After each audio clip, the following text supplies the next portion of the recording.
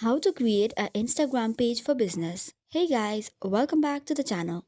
If you want to create an Instagram page for business, you can either convert your personal account into business account or create a new account first and then convert it to business.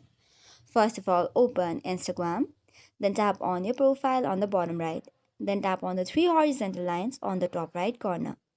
Once that you do, you have to scroll down to the bottom and you will see an option called as account type. Once you click on account type and tools, you'll be landed to another page. From their page, you will see an option switch to professional account. Click on it. Now tap on continue. After that, click on continue until you reach this page. Now select what best describes your business and then click on next again. Then after you have to choose business or creator.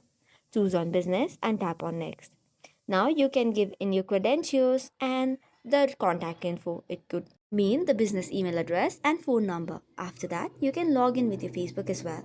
After this is done, your professional account has been set up. Now if you cross and then go to your page, you will notice this professional dashboard. So this is how you create Instagram page for business. This is all for today's video. For more such contents, do not forget to hit the like and subscribe button. Thank you and keep watching.